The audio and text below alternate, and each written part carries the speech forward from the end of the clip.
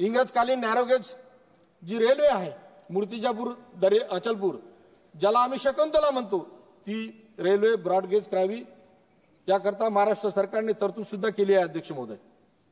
त्याला तत्वता मान्यता देऊन ती सुरू करावी. नळगंगा वैनगंगा नदीजोड प्रकल्प लवकर सुरू करण्यात यावा.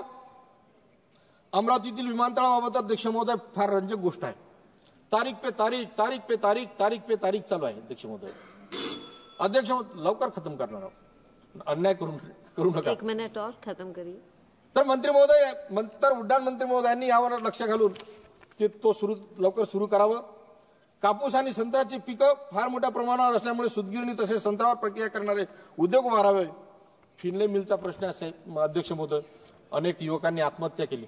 त्यांचे जे पगार आहेत ते पगार सुद्धा राहिले. फिनले मिल चालू असल्यामुळे ते बेरोजगार झाले. चालू नसल्यामुळे म्हणून फिनले मिल सुद्धा चालू केल्या गेली पाहिजे. आणि विशेष म्हणजे अध्यक्ष महोदय, मेळघाट येथे पिण्याचे पाणी, रस्ते, वीज ह्या मूलभूत सुविधा करता ज्या काही वन विभागाच्या जाचक अटी आहेत त्या रद्द केल्या पाहिजेत अध्यक्ष महोदय.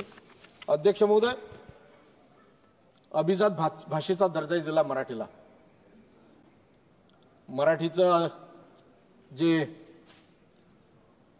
संमेलन आहे मराठी संमेलन अखिल भारतीय ते दिल्लीत आहेत.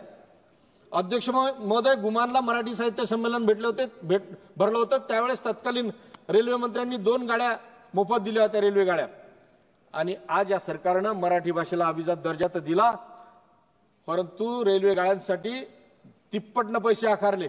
आणि तिप्पटनं पैसे आकारले नाही तर वेटिंग चार्ज सुद्धा लागला.